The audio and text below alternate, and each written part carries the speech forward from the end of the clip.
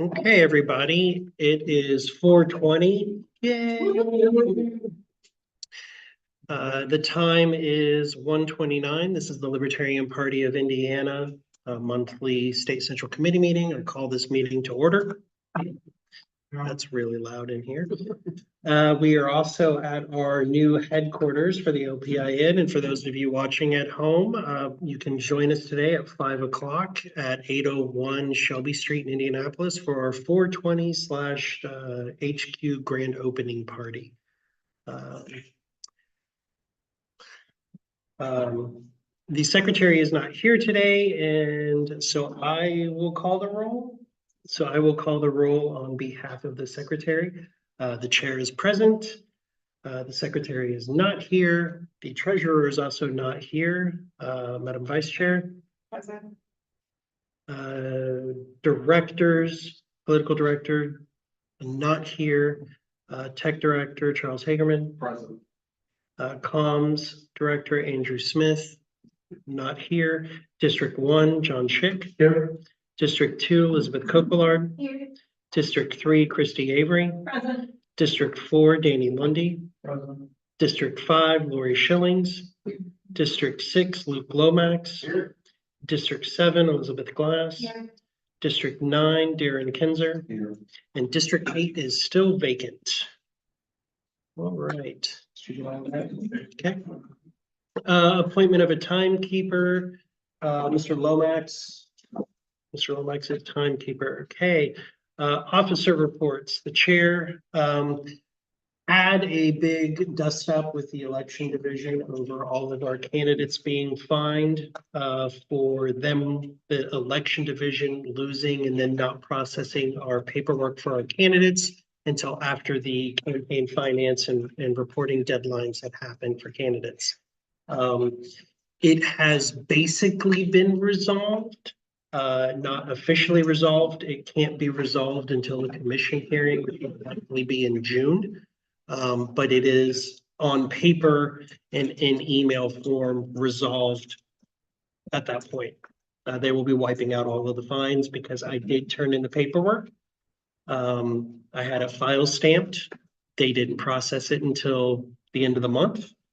And the deadline for the campaign finance reports had already passed, but you can't file your campaign finance report if you don't have a candidate committee.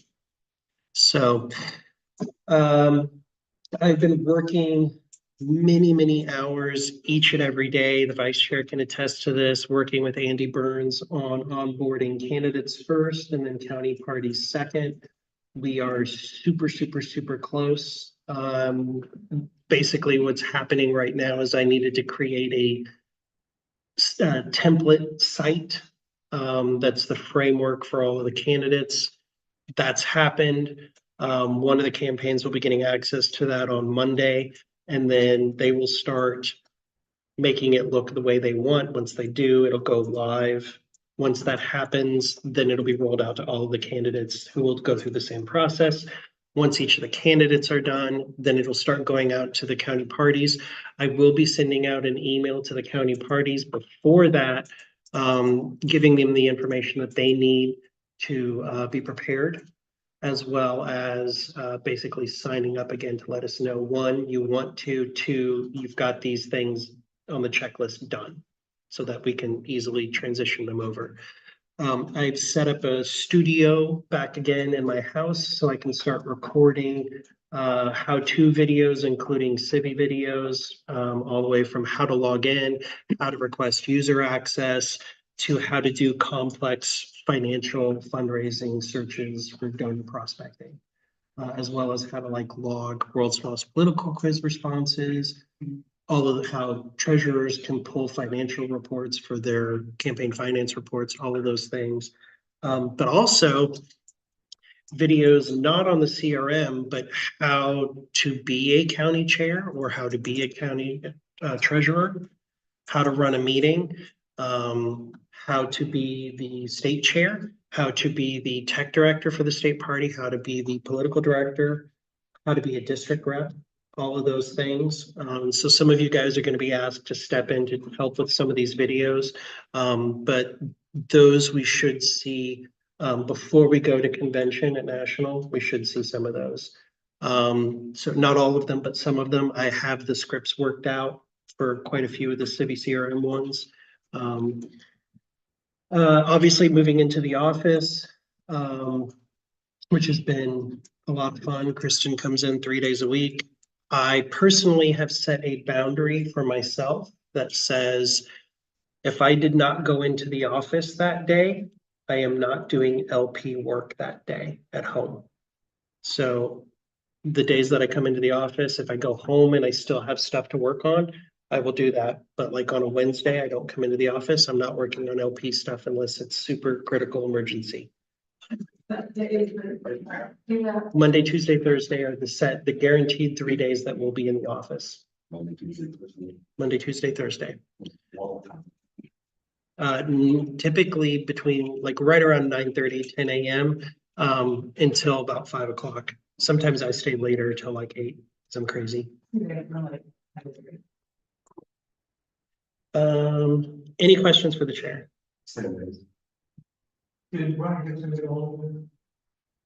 Yes, and he was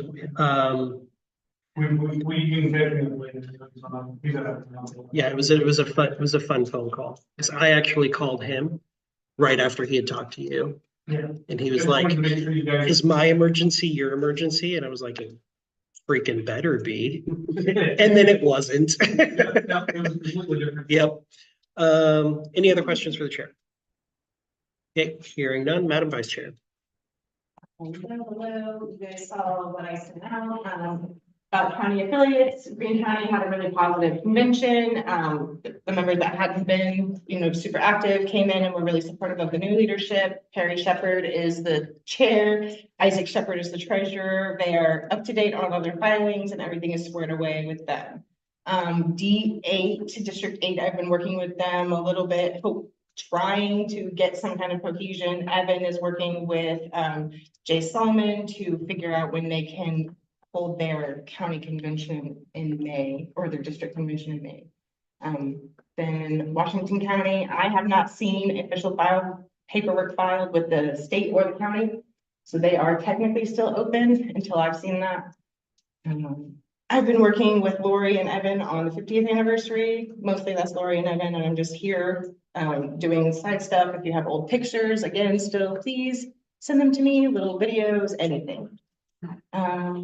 2025 convention. We met in April to discuss the Friday night event. We'll discuss that again later. That's all I have. Any questions? I have one. Just in reference to the Washington County clerk, I think if I remember right, you mentioned that you had actually talked to the clerk, but she did say the paperwork was there, just we don't have a copy. No, the paperwork had not been filed, but the county clerk had requested that they file. That it was acknowledged, they understood the need to file, but it had not been filed. I have not followed up, but it's been. But you need to go down and talk to the clerk and ask. That'd be great. Okay, I'll do that. That'd be a lot easier than me trying to get her on the phone. Yeah, if you can go down and ask her, put me in. Yep, I will do that. Treasurer's report, he's not here. One of the reason why we don't have a treasurer's report is because me and Michael are redoing it.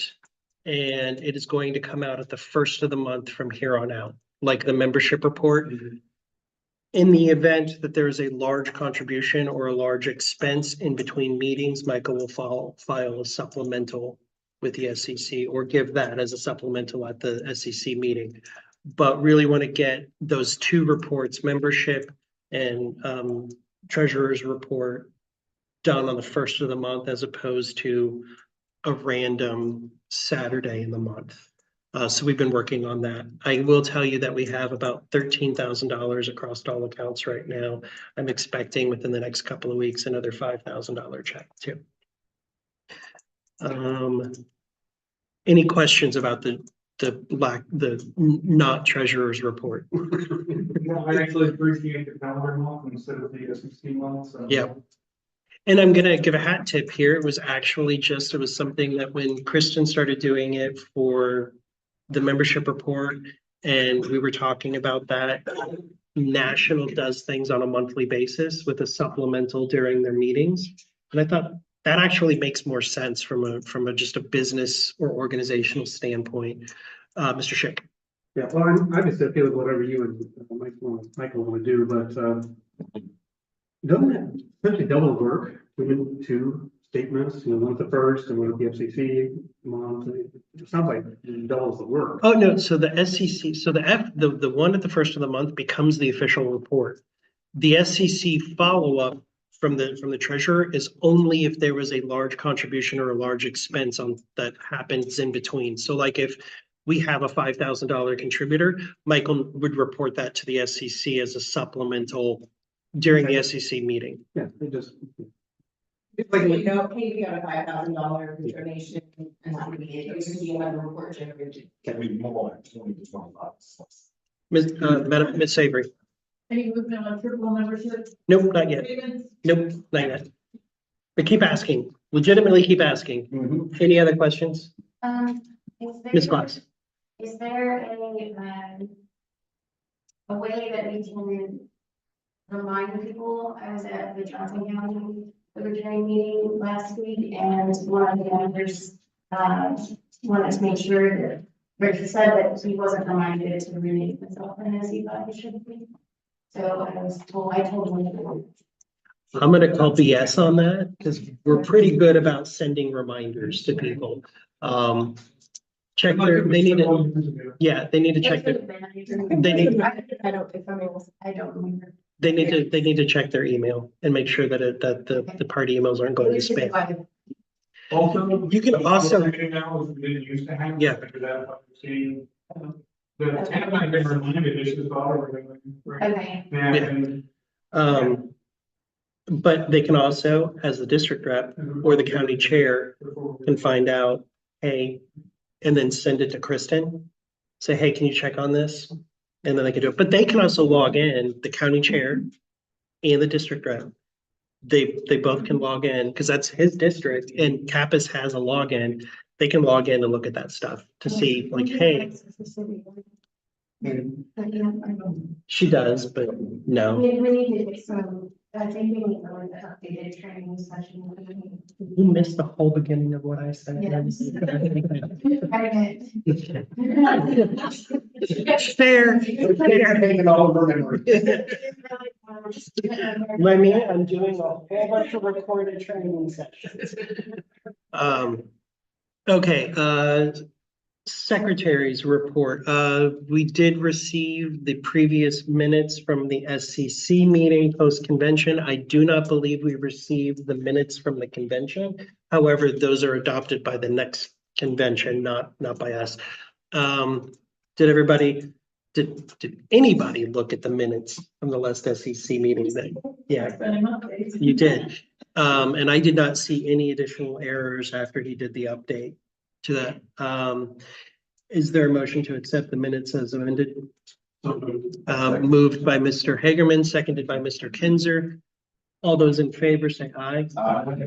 All those opposed say nay. The minutes are adopted. We don't have a political director here just yet. I will say that Donald Rainwater has put me in contact with a potential candidate for the neck of the woods, House District 21.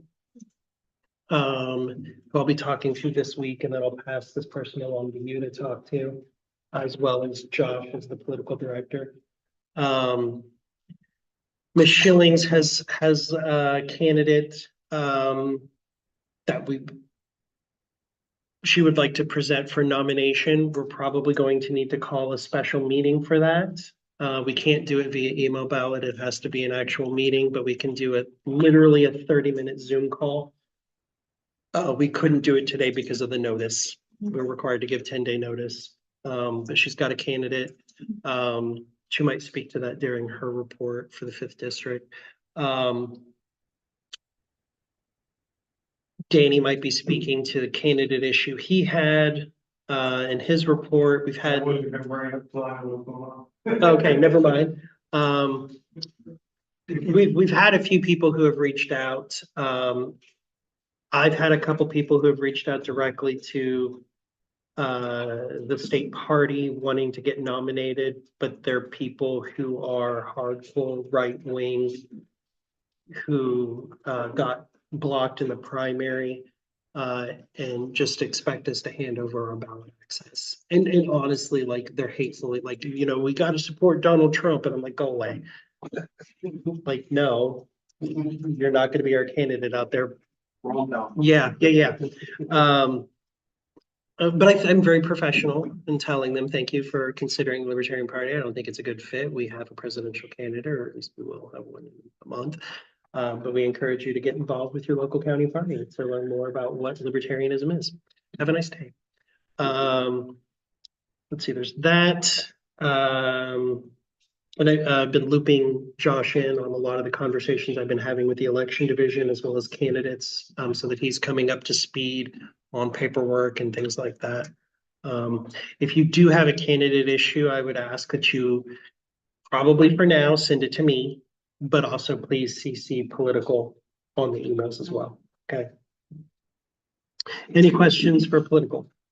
Okay, hearing none, Mr. Hagerman, Tech Director.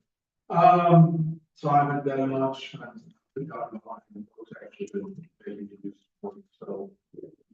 I have been sitting in on the meetings with Anthony and we talk about. What we do in the city.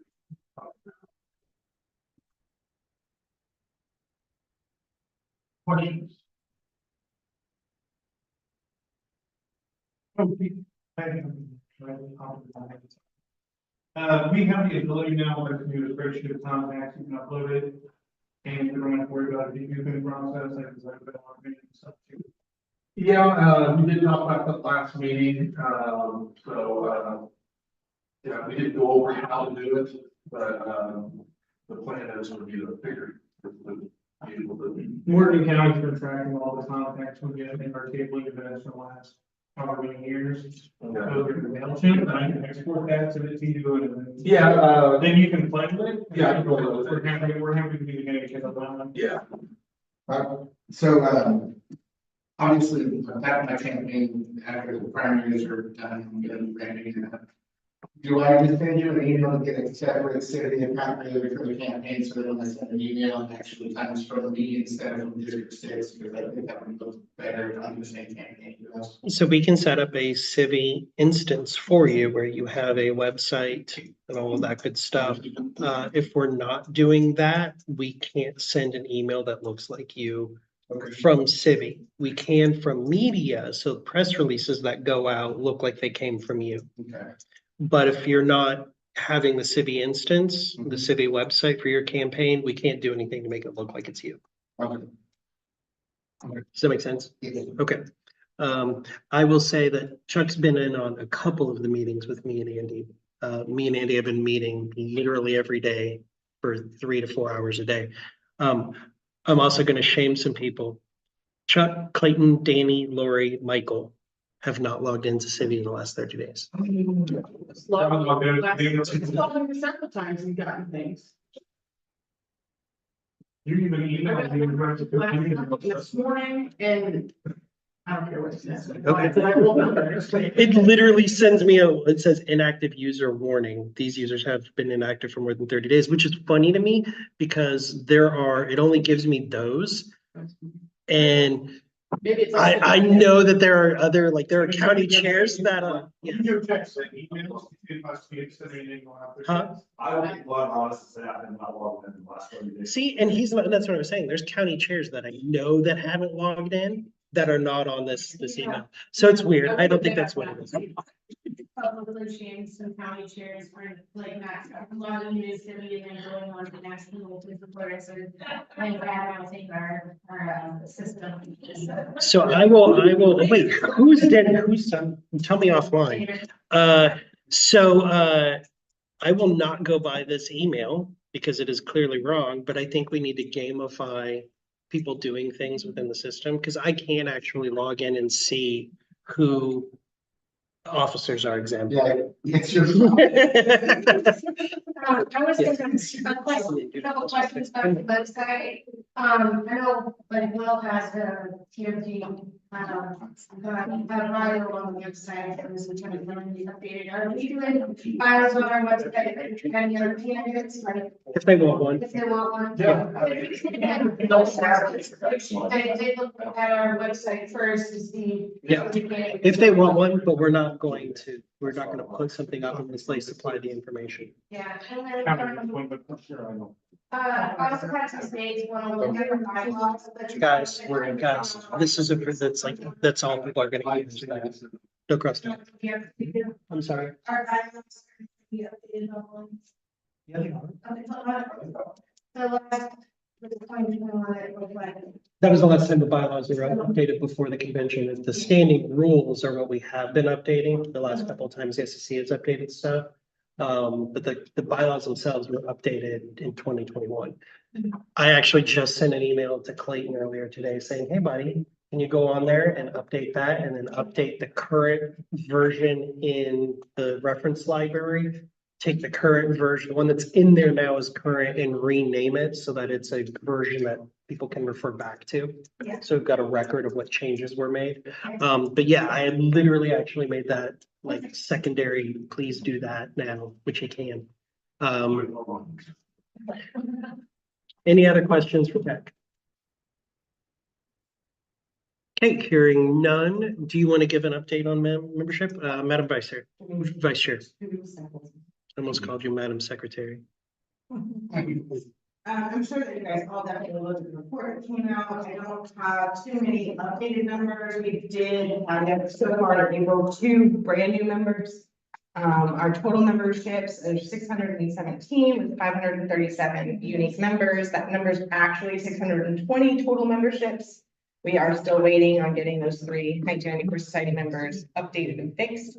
There is a delay in the March membership cards going out this month. We have had an issue with the card printer that is unavoidable. And so I have no idea at the moment when cards are going out. Hopefully we'll send March and April together. So you didn't just beat both the paper cards? Yeah, you didn't just perforate and color tear off card, you know? It's gonna be up to you guys later today. Sure. We may have to go to perforated. Any questions? Any questions? Okay, hearing none. District 1, Mr. Fick. All 3 counties in my district had their CFA4 filings before yesterday noon. Feel good about that. Let's see, I guess the big news is we're having our service Saturday, next Saturday. Doing a beach cleanup, meet at the visitor center for the Indiana Dunes at 8:30 on Saturday, and that'll be our service Saturday. We'll post some pictures on Facebook and stuff like that when it's over. But other than that, Porter and LaPorte counties will continue to have their regular meetings. Actually, in Porter County, it's kind of nice. We've got a new interested party woman who owns a winery in Chesterton. Lets us use her winery as a meeting place. And she had some political past, but she's soured on running for office or anything. But it's nice that she's interested enough to let us use her venue to meet in. And I guess that's it. Any questions? 8:30 next Saturday morning, the 28th, and meet at the Visitor Center for the Indiana Dunes, which is easy to Google.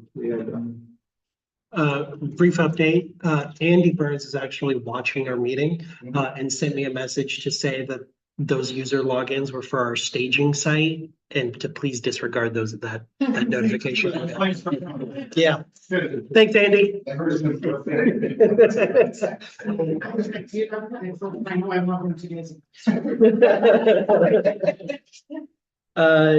District 2, Ms. Coquillard.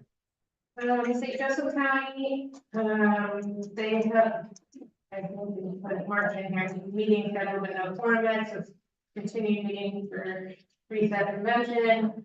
April 15th, they had a meeting held at Indiana Whiskey Company format, 2 new members with potential 3rd former Democrat candidate stopping in. We will be applying to have a booth at St. Joseph County Fair, June 28th through July 6th. We have requested financial assistance from this group to be able to help offset the cost of $450 for the booth. And I did approve that. I don't know, did we have that in the set? I requested it from Michael, for that same day. So if they haven't received it yet, I need to know that. Okay. News story about Democrat Senate incumbent for Indiana Senate District 10, the Indy Star and South Bend Tribune. Financial report of the county ready to go. However, treasurer has not been responding. I don't know why he's resigned.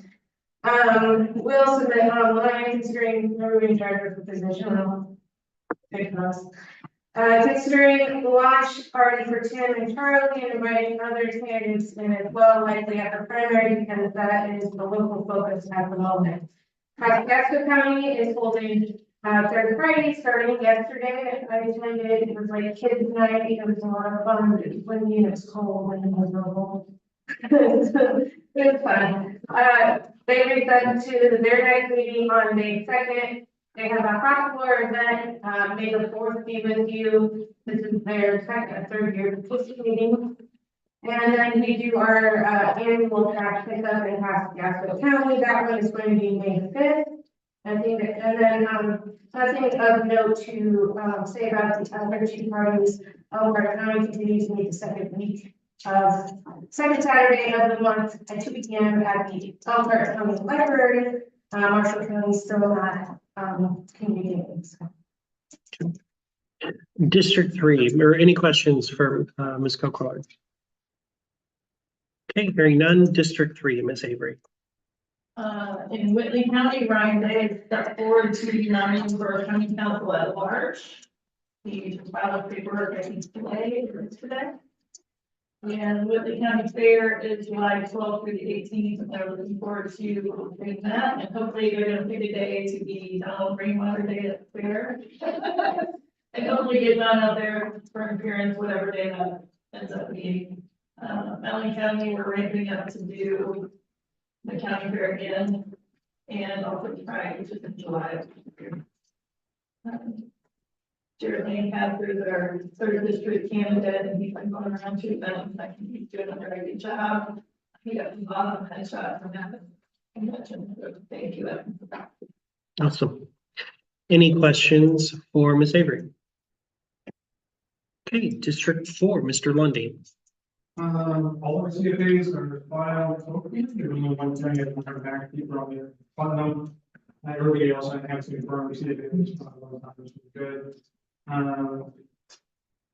Rainwater signs have been distributed to county chairs along with a list from the rainwater campaign. To deliver some signs, also have a few extras to make sure they get them out to early voting or primary voting locations. We brought up about sharing signs, no reason not to. A lot of people are going to be unhappy with the gubernatorial candidate, they need to know about rainwater again. So we're on that. We're getting those signs out. So distribution is happening. Overall, though, the membership is staying pretty steady. I think we lost like 194 society number. We're down a few bucks on that from the beginning of the year. Pretty well. District 4, Boone County and Putnam County are both kind of in regular meetings. We're just trying to get enough people involved and stable to reinstitute sponsors of both of those counties. Any questions for Mr. Lundy? Okay, hearing none. District 5, Ms. Schillings. Thank you, Mr. Chair. Grant County still has only one candidate for office. They were going to be on the institute meetings when they were set. I don't have a schedule, but yeah, Hamilton County is going to meet May 15th for the next meeting, have their normal location. We did have one candidate step forward, and then my vice chair to run for District 88, and he had ran for office when he lived in New Hampshire, in city and in state. District. State House. Thank you. So he would like to do that. He volunteered, and so we'll see how that goes. I know we still have to get paperwork done. I don't know if he's gone through the process of filling out the form. I have to give it to him, so that's in the works. It's in. I don't have updates for any of the counties. We have lost a few memberships in our district, so now that I'm reaching the end of one of my programs this month, I should be able to increase. Mr. Nolan sent us an email that I forward back to you pre-convention I would have to review that, sir. for a potential fifth district candidate. I heard that, yes, and they are not actually registered as military. Yes, but it was asking if they would like to be, but I never followed up with you on that, so I'm following up with you. I've been registered as a libertarian, I've been located initially, I'm going to assume they did not wish to become a libertarian candidate. I will try to follow up on that again. I haven't read. Any questions for Michelle?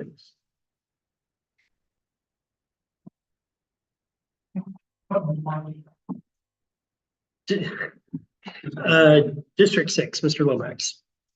So District 6 was my information is pertaining to Impact County, of course, as I'm directly involved in really doing a contact from. I did send out 2 reminders, the CFA 4 forms. I heard back from Rush County, that they appreciated the reminder and that they were going to follow the next day. So that was last week. So I'm confident that everybody else is either following the same way they have been or not following the same way they have been.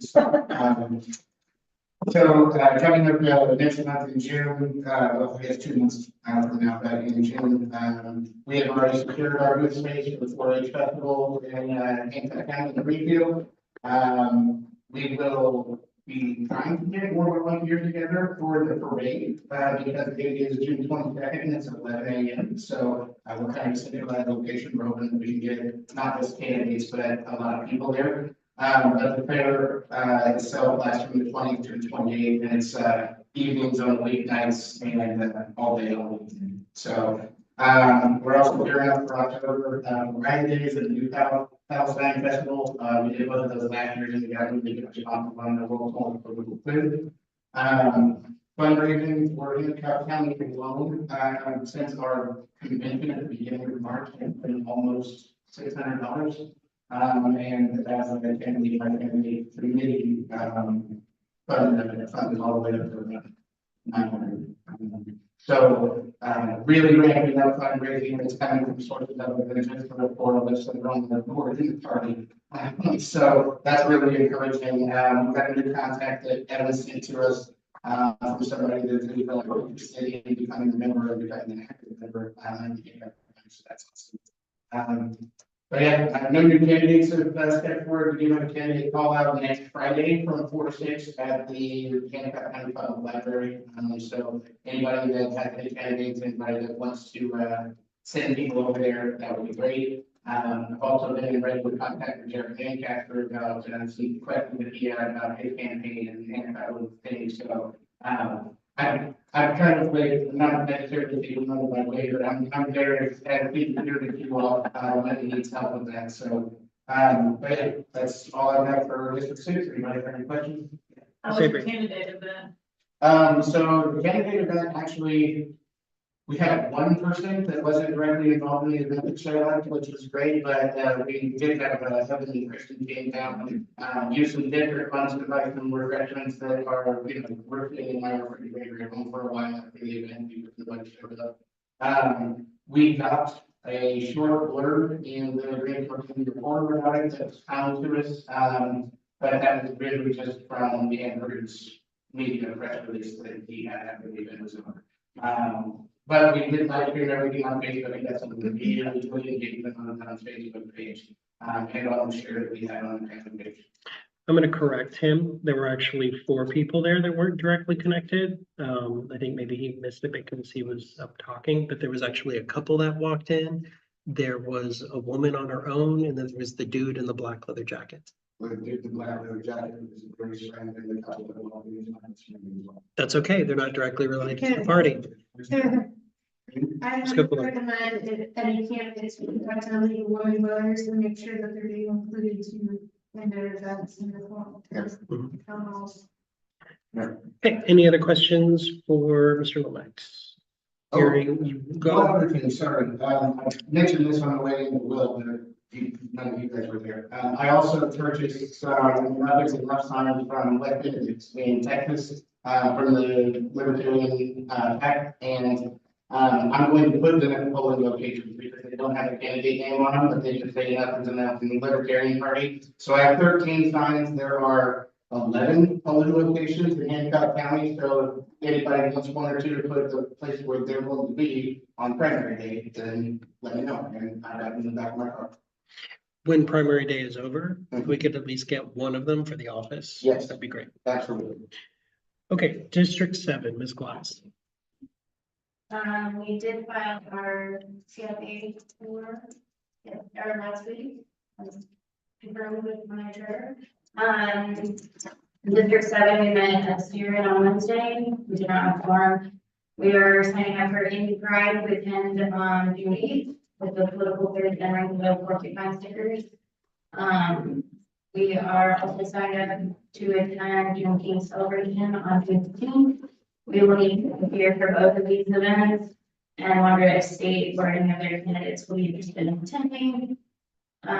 Sarah is going to take over our Facebook page. Libby from this class is scheduling a book club to try and encourage party engagement and productive and educational discussion. The first one will be the fourth Wednesday in May, and we will be reading the Three God Problem by Lou. Something, I don't know how to say it last name. And our notice is last name Blue. Excellent. We have plans to reformat the website.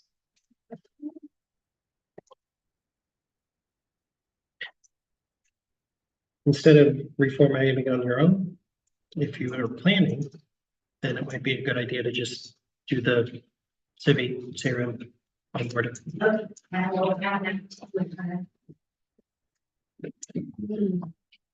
Mr. Hagerman.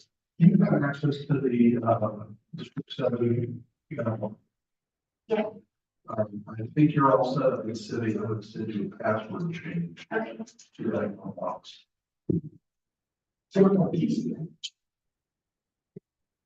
Not according to this. But Andy said. District 8, Kristen gave an update on Lake Green County, and we're looking at probably May 12th for the district convention, where it will probably likely be dissolved as a committee. No one has stepped forward yet. Yes. No one has stepped forward yet to serve as District 8 rep, and I'm still standing firm in my resolution that I will not be appointing anybody to fill that vacancy. Any questions about District 8? Who was the gentleman that attended, our state convention who became the, temporary chair, I see. Mr. Perry? Yeah, he's now the chair. And so he wasn't actually Tim chair because Greene County was actually still affiliated. But they had the chair and the treasurer came to they called a convention. They both came to the convention. It was actually well attended. And they resigned and held an election for a new chair and treasurer, and are still involved.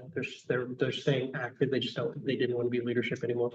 And so I've been working to we now have all of their paperwork basically straightened out, and on today, between this meeting and the party, they're coming, and the treasurer and me are going to sit down, and I'm going to show him how to log in to the online campaign finance portal.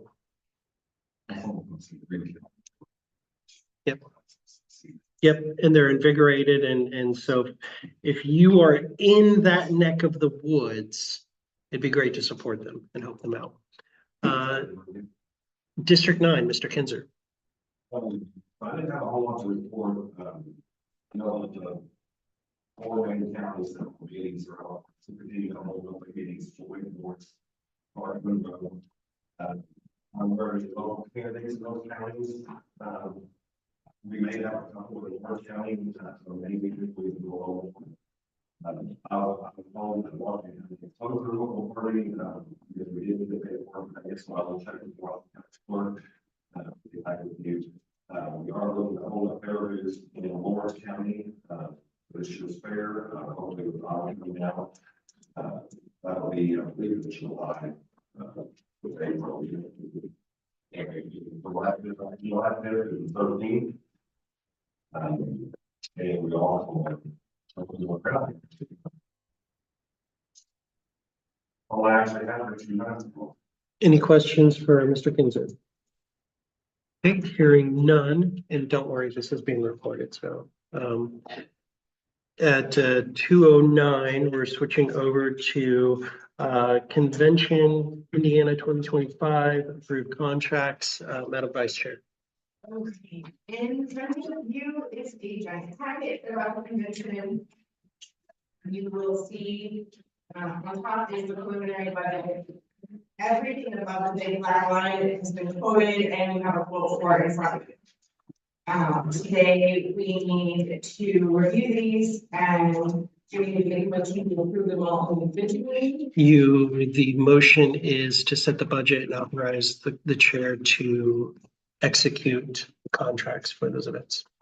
Make that motion. Any other questions, please review these. Friday night, the convention committee worked really hard. We put together, a couple different things, a bunch of places. This was, yes, it's a pizza party. But it's also got an exercise space and it's very cost effective. It's more like a callback to previous years, whereas this year was a little bit more upscale. This is presidential, this will be more casual, and it's right next door to where we approved, convention space. You still reading this for them? Wait till we call. The budget is $16,361. I'm just. Obviously, The 17. my point is moving around, it's considerably cheaper than 2024. I mean, it's sort of make sure I'm reading that number correctly. The only thing that I would consider a downside from what we've had before to what we will have in 2025 is that the 1994 Society breakfast won't be as fancy. Because Capri was really awesome to us, but it was amazing, and we have a really nice venue. This will be in the same room as the convention. So it won't be in the same. I will state that I've reviewed the contracts and I didn't find any, poison pills, anything to be concerned with. It's a standard agreement we've gone through and looked at to make sure that all of the standard things that we need to watch out for when it comes to like AV and all of that good stuff is taken care of. So. Are there any questions about the contract or about the budget? You can raise your hand, please, Mr. Kinzer. Mr. Lomax, since you were raising your hand. Are there any discussions about accidentally doing those environments? No.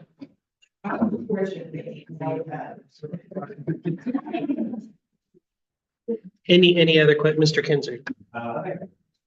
Okay. Any other questions? This is for finalized menus, Saturday night. Ms. Avery? It does say that it is open bar on Saturday night, so. But it's gonna be a cash bar. It's a cash bar. It's giving us the option to do an open bar, but that's open bars, then we end up paying for everything, which is not billed out because it's not what the wonderful Miss Schillings had orchestrated for the Friday night event was a flat fee open bar. Which, by the way, when I got the final invoice, I was livid because I was reading it wrong and thought that it was not a flat fee and that they had charged us like an extra $2,000, but I was just stupid and read the invoice wrong. But we will not have an open bar. Mr. Lomax, you had something you wanted to say? Yeah, so you're saying we have $2,000 more liquor than we love to pay for? No. No. Okay. No. It was that we increased the head count so I had two estimates and one was for one head count, one was for another head count. And what I had in my spreadsheet was the lower head count. So when I got the invoice that was based off the higher head count, I freaked out. Ms. Aiden, Is there a bar minimum? No, No. no, it's just the way that lumberjacks is set up is they have their own food and drinks there available, and we, as you can see, non-alcoholic drinks we're paying for, but alcoholic drinks you can guys go up. If you don't want pizza, you can order hors d'oeuvres from them, you can get drinks from them, do not need to have obviously the food. Don't forget to take that. Yeah. any other questions? Is there a motion? Oh, you're gonna say that. Are you gonna say all the words? I'm motioning that we accept the contract as written for $16,000. So I think what you're saying is, Motion to authorize. how about, Up to 16. no, Let I believe the words you said were to authorize the chair to execute the contracts for the convention with a budget up to $17,000. Were those the words you said? Not to exceed. Moved by Mr. Kinzer, seconded by Ms. Schillings. This will require a roll call vote. Do you want me to call the roll? No, okay, then, Madam Vice Chair, as the acting secretary, can you call the roll? D1, Aye. D2, aye. D3, Yeah. D4. D5. Yes. D6. Yes. Yes.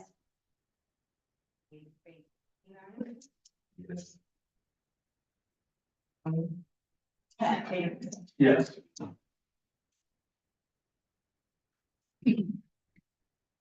I'm sorry, political's not here. Oh, yes. That's okay. Yes, Yes. okay, cool.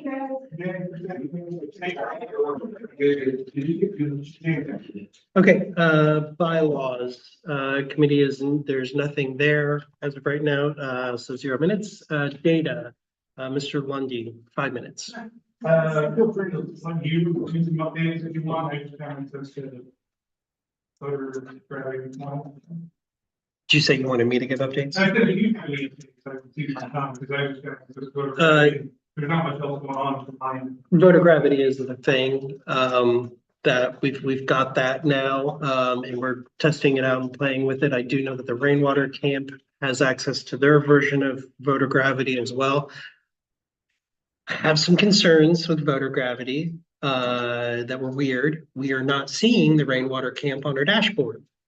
I also couldn't get any data to load when I was playing with it yesterday. Also, correct me if I'm wrong, but didn't he say that there was an API access available to us when we had that meeting? I thought so. Yes, well, Andy Burns is willing to work on that. I emailed him about it and asked for API access because it's not listed anywhere on our website when he informed me that it is an upcharge and a monthly fee. I don't know if he's included in on it. He didn't say that there was a fee or a value add. Depends on how much. I'm kind of salty about it, but anyway, so those are questions that I'm gonna have for Mr. Littleton I did think on of Monday. one thing. We did do the city CRM, voter data scrub and connected a whole lot of our contacts in city to, hey, here's their voter ID, so we can understand which school district they're in, which congressional district they're in, all those things. And finally deliver to the city for the time, obviously that's a lot of data. So we managed, I don't remember the total, but it's a lot. And that's a lot, and it's every contact, that's not just membership. Yeah, And I know that Andy and Evan, when trying to build an upgrade, found an error. That has been Kansas national ranges. So if you've not looked in city lately and you pulled like a whole contact list, you will find there are hundreds more people per county And you saw the whole. Yeah, we went, And I think a lot of that was probably like the Jorgensen data that was put in, and it was never connected properly, that these people belong in this county.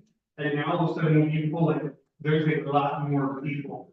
So, definitely check into that, make sure your counties are checking into that when they send out meeting notices and things. There's a lot more people on that list. Mr. Gomez. And we already have the voter list, right? So giving access to the L2 stuff, being a good party, that's not going to do us any good. No. Because I have access to it.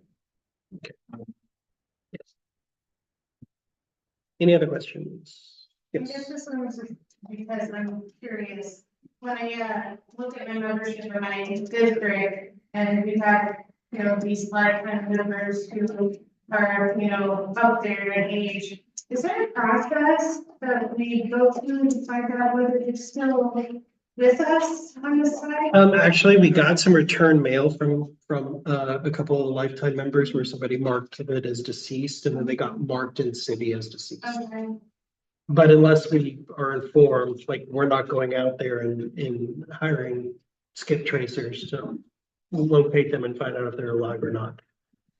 Earlier in the year, last year, I did, when I was working on motion cards, I have a list of people who are lifetime only. And I did search for the 2 years, when I did that, and I was because everybody should be alive. I just don't want to reach out to people and like. If they're dead, they're dead, but, you know, We did it. Yes. Yeah. Yeah. try reaching out. I mean, reach out, because if they're alive, they're gonna appreciate you reaching out. Mr. Kinzer? There was no reason to skip trace somebody, just call me, it's like that's all. That's. And before we skip past it, I know last month we were talking about, members' rights and judicial boards and whatnot. Is there any further movement on that? There's not, and this is specifically the bylaws committee, Okay. which has nothing to do with that. Okay. Once I'm done writing up my draft and then send it out to you guys within Google to workshop and look at it more and edit it, then we'll proceed from there, but no, not yet.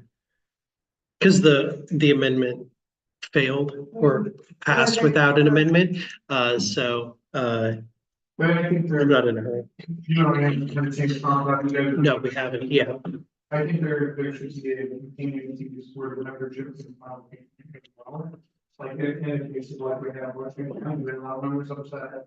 And there should be something for the members and something for the county party. We should make sure those processes are both in place. I think, so we already have that for members. The members can go to the district rep if they're having a problem with their county chair, and the district rep can actually bring. Okay. But the district rep is responsible for bringing, if there's a complaint against a county officer, they're the ones that need to bring that motion before the SCC. Okay, that's fair. Gaming, I just want to reiterate to the members of the gaming committee that I do want us to have gaming events. I'd like for us, not this month, post-convention, post-national convention, I'd like for us to start meeting every 2 weeks so that we can get some of these gaming events up and running. Okay, just FYI. There is no old business. This is yeah. New business, National Convention Suite. We can actually get a suite now. Hold on a second, don't everybody freak out at once. $3,500. But because part of the room is used by the chair, I'm going to, if we get the suite, get the refund on my hotel room, which is about $1,000, and put that towards the suite so that it ends up being what we would normally pay, which is $2,500. It's a big suite. How much do they normally charge in fasting? $2,500. Okay, so this is- Let's say we're right. But it would be, so the party would pay the full amount and then I would donate to the party anything over the 2,500. Is there anything we've ever done, splitting it with other companies or things like they you guys did it? No, because we don't want to share it with them. We don't want to share it with them. We're going to have a region room on Friday night for our regional meeting anyway. But that's because that's a much larger That's 4 states meeting in one space. No, but I am, if this is approved, I am, because I've had multiple delegates ask if we have it. And if we're going to make arrangements for some other meeting space, because the delegates, especially the ones who have experience at national, know that it's beneficial for us to have a suite or undesignated space. So basically, if this gets approved, I'm gonna let them know what the cost was, that I'm paying anything over the $2,500, but I'm gonna ask them to chip in to pay some of the 2,500 as well.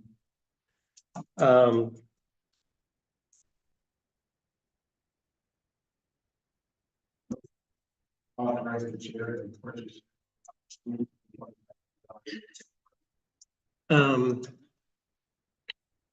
So that would only limit me to spend the 2,500. So how about just to, no, book the suite for the LPIN delegation and with the chair covering personally anything over $2,500.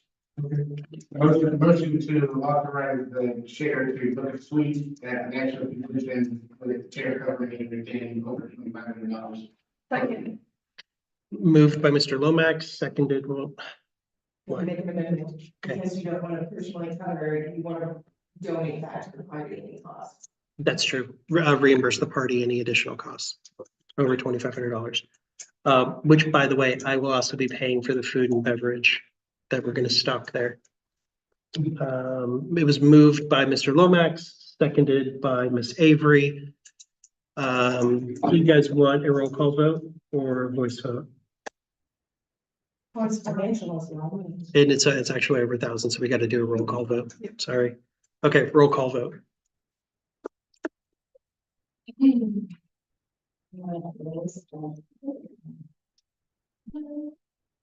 Okay. It's on the bottom. D9. D7. Sure.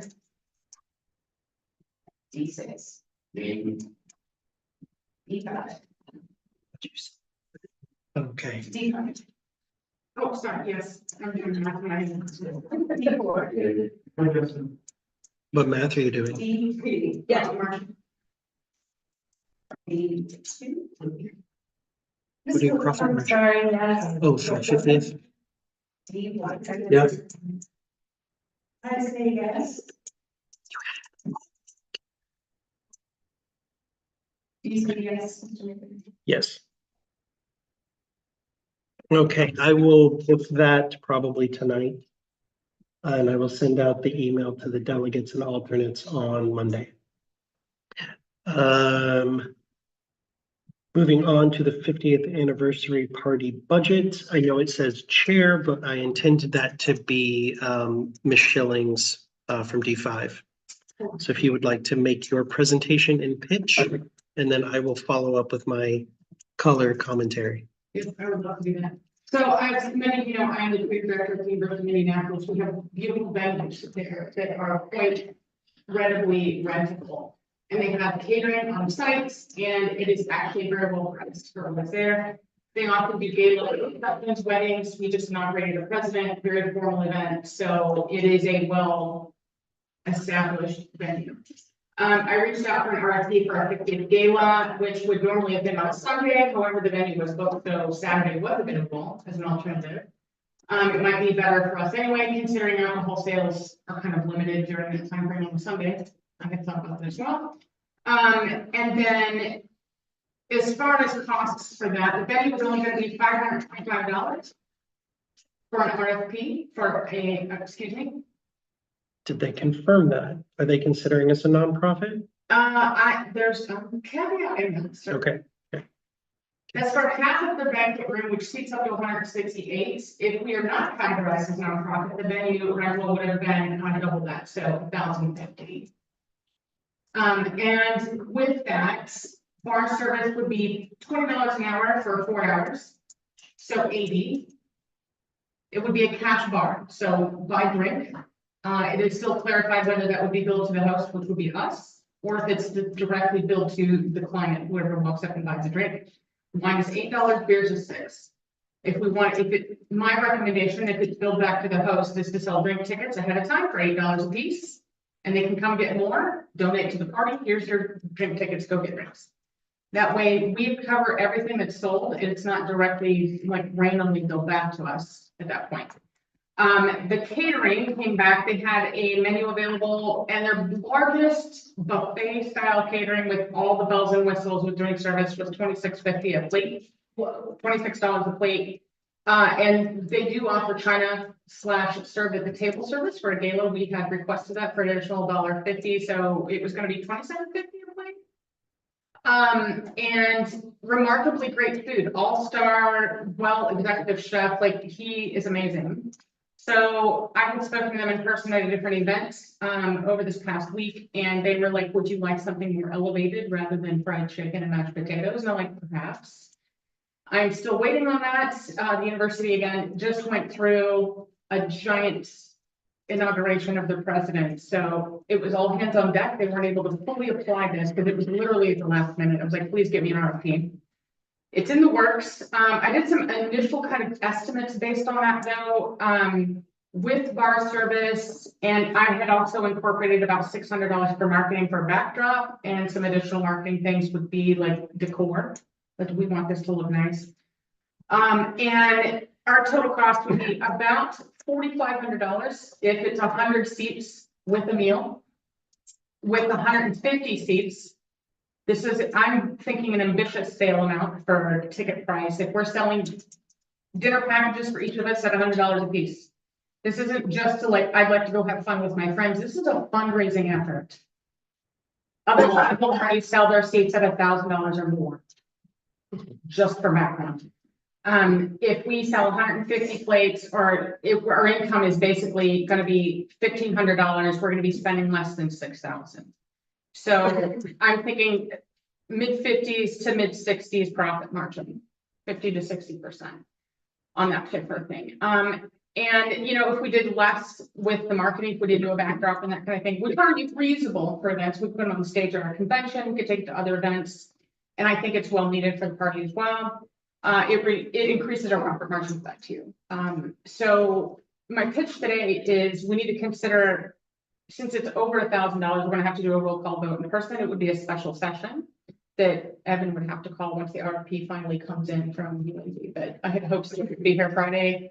It was not. They anticipated beginning of next week. I've looked over a lot of the stuff that Lori's been sending over in communications with them. I've been to events at UND. We tried to do this at KOC, where we did the Friday night event. They do not do plated dinners.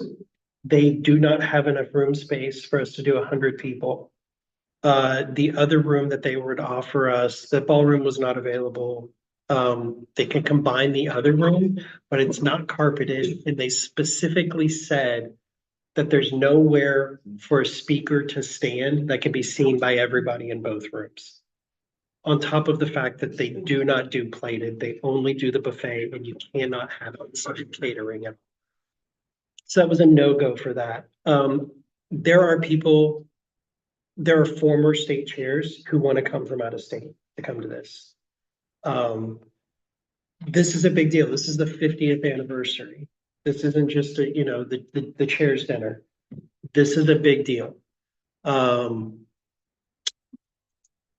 of the other things that Lori didn't mention is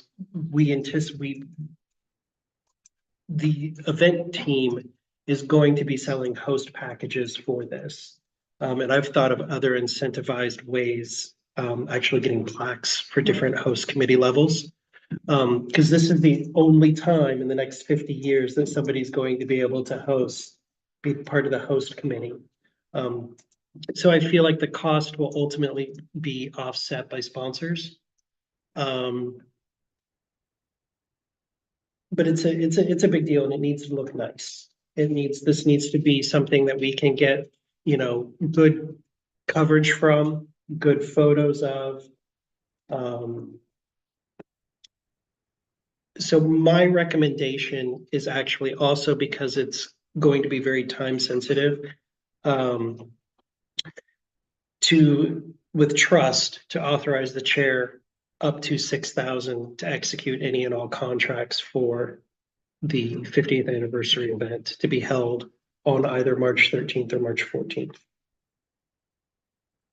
So, hold on, March. I mean. Excuse me, July, Oh, July 13th or 14th. Ms. Avery, If we did, you know, meet on a Saturday, is there somewhere for us to have our meeting there, or would we meet here? we would meet here, and actually I already have that booked in either way. Out of anticipation that we're probably doing UND, so I just went ahead and booked this room for that Saturday at 1 o'clock. And hopefully having a very brief meeting. Ms. Schillings, Mr. Chair, can you clarify, you said cash on hand, we had only, how much? 13, And then we were already expending how much on the last motion? Would we, 2,500. would we do up to 6 for this? We have 5,000 committed. But we're also not spending that money today. I know. Just, I wanted clarity on So that. you We didn't want want to say. to this, right? Yes, We need to start convention. marketing this immediately. Yeah.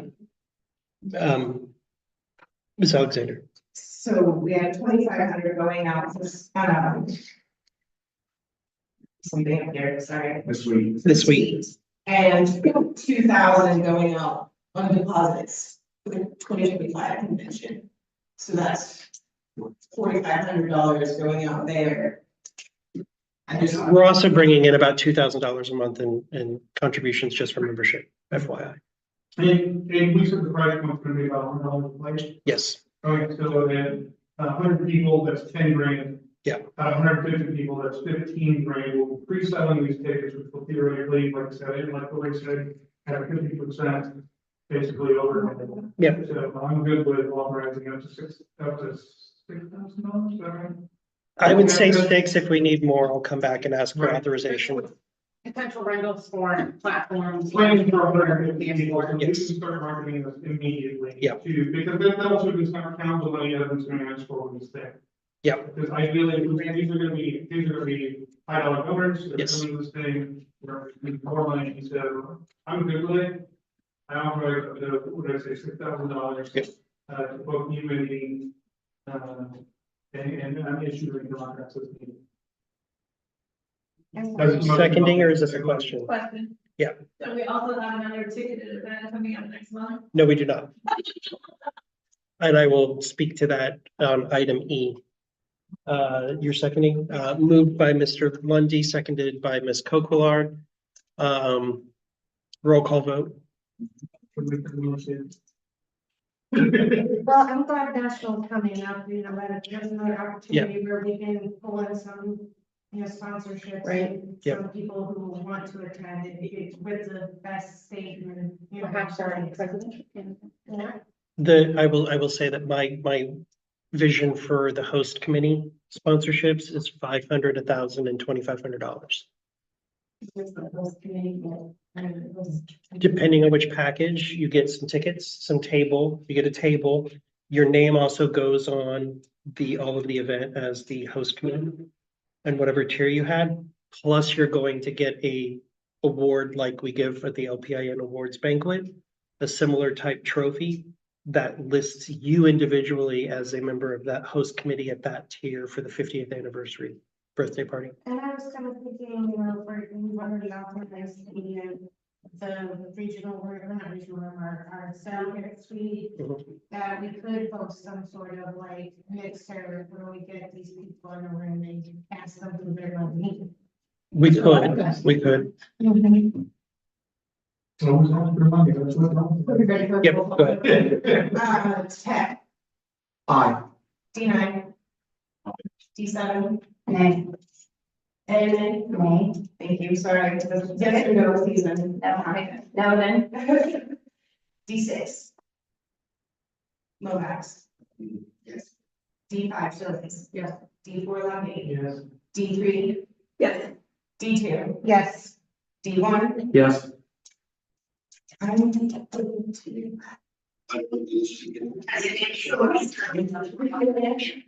Did you vote? I How'd you vote? voted yes. Okay, yes. Everybody, yes. It just has to be stated out loud. Okay.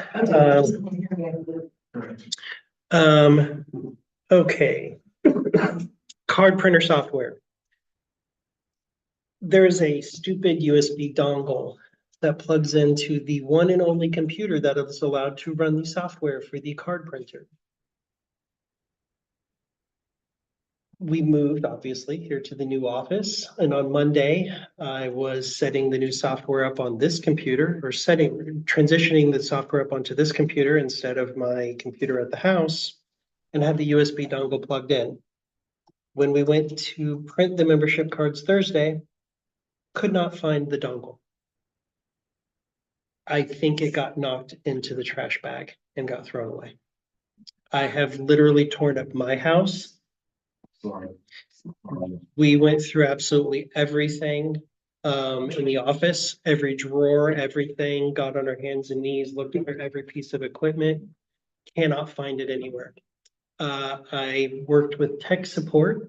They do not replace the dongle for security purposes. So we have to buy a new license, which is $500. The good news is it is no longer dongle based. However, it is still limited to one computer.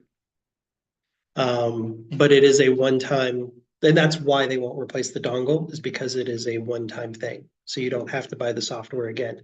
However, even with the version that we are currently using is a little outdated. So we'd be getting an updated version of the software as well. We cannot print the cards without the software.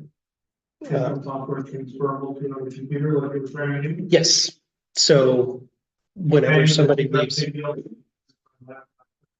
say that again. No, it does not. No, it does not. To note on that, I just recently purchased a computer for the office. I will be donating it to the OPA in time.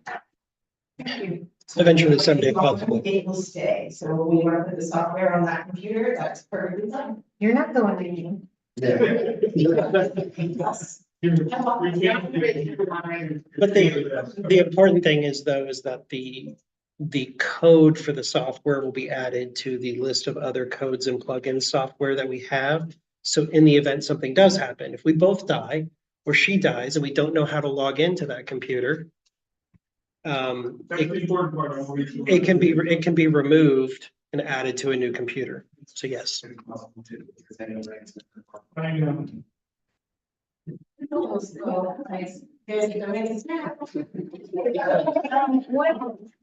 do with the cards? Like, do you have to show them to get into events? Like, what is the point of having a card just to show your friends that you have something to do? Yes. Okay. And I will say that the idea of not doing it is not acceptable because it is part of the membership package on the website.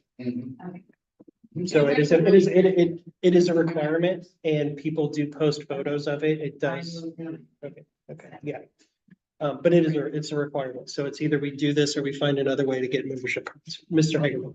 So when you say that the software has to be removed and then it's physically have to be removed, what we have? No, it's just that all it has to do is when you register the new thing, it will no longer work on the other computer. Okay, Yeah. that's what I assumed, but. Any other questions? Ms. Shillings. I'm assuming we've made an investment in the printer itself already, is that? It's actually my printer, Okay. but I donated to the party. Right. So when I leave, the printer stays.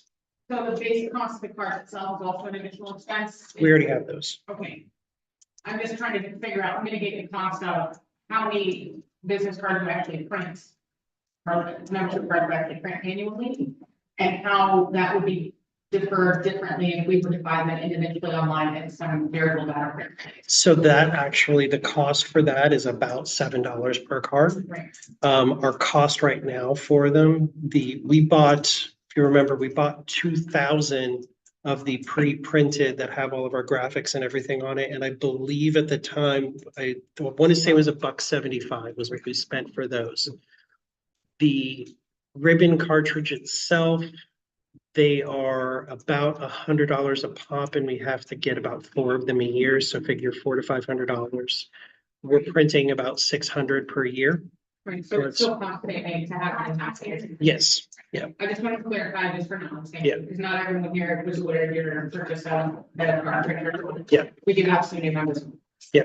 I'm gonna make sure that was. Well, so the card printer was mine that I've had for years, and I don't use it for anything else. I got it for another client that I had years ago, and I had just been using it for the state party. But it's part of the system for the state party, so it's a donation to the state party. However, if the state party decides not to use it, I would like for it to be returned. Because those printers themselves start at $6,000 and go up. And, Mr. Shell, yes. and there isn't like just a service, like the UPS store or someplace like that prints cards, Paper ones, but you can't get the plastic ones. No. The key is the name, like you said, we pre-ordered the cards that already have a logo, the design, and everything, Yeah. that's cheap. Yeah. It's putting your member number, the date, all that specific information at the bottom. when you go That to, one jumps like $6 per person. It's very, yeah, it's very specific, you gotta send in. Okay, So that's fine. Yeah. Yeah, right. just checking. All your friends. They're nice membership cards, because it was too expensive. yeah, my mom got hers in the mail. And this software does not expire, correct? Correct. It's not a lease or Right, anything. no, it's forever. It is a one time. They do offer subscription services for lower prices, but it's like, Then you're paying, right? it's $270 for an annual version. And I'm like, okay, well, that's stupid. That doesn't make any sense. Are you leaving? No. Is there a motion? I make a motion to approve the $500 for the smart printing software. Been moved by Ms. Cocard, seconded by Mr. Hagerman. All those in favor say aye. All those opposed say nay. Okay, motion passes. Do you want to go now, Stephanie, or do you want to wait for? Yeah, why don't you go ahead and go now? Yeah. Ms. Dosbach from the Rainwater Campaign was officially on the agenda, so we recognize Ms. Dosbach to speak on behalf of the Rainwater Campaign. Pay attention to Ms. Dosbach, please.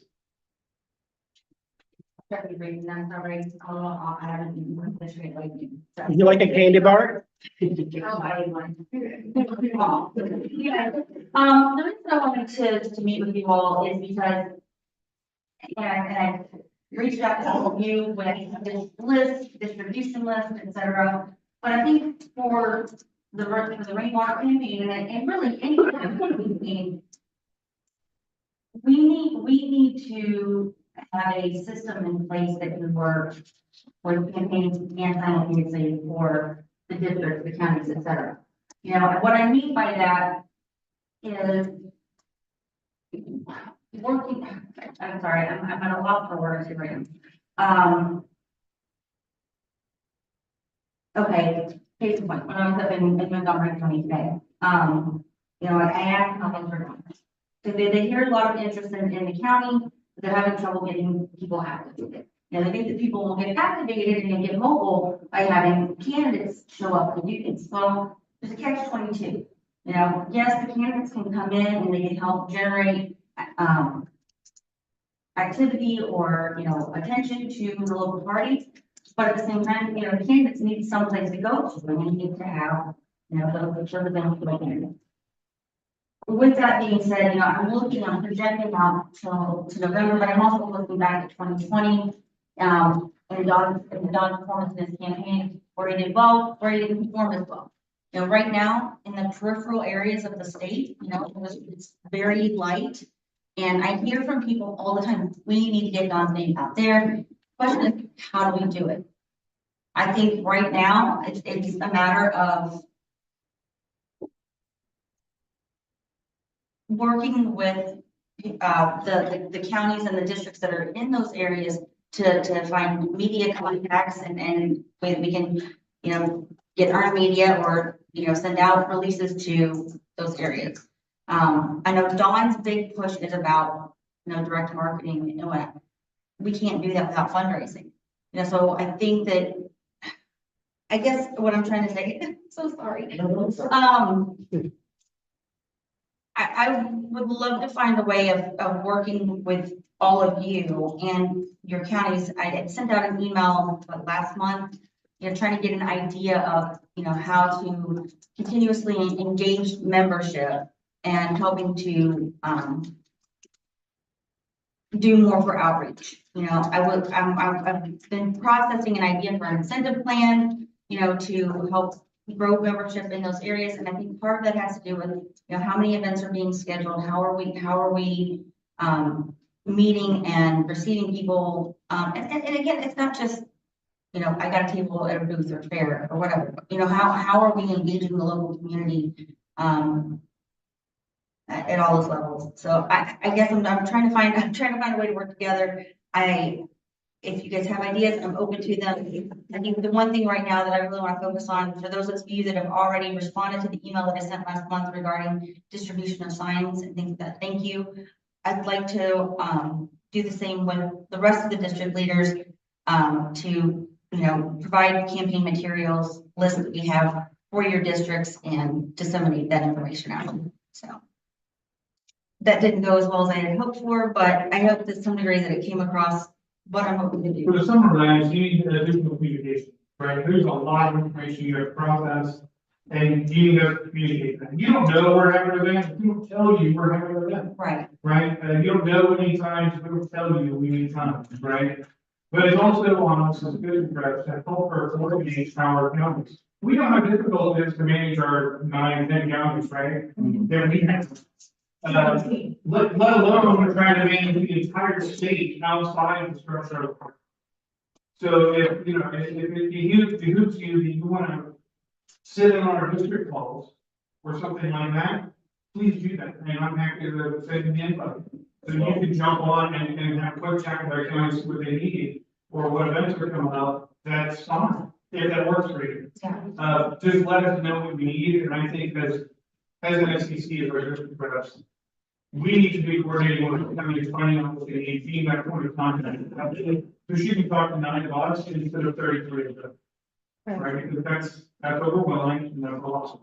I think what we really need, like on a district level, is kind of what we were trying to do last year with the party is a strategic plan for the district. What we want to see our district doing, and being able to, translate that over into, for our candidates as well. Like we were like, we need to have so many booths, boothing events, we need to have so many, public, what are they called? Meetouts or whatever. And I think that gives the counties, especially the ones that are just, kind of struggling or establishing somewhat of a guideline on what they should be doing.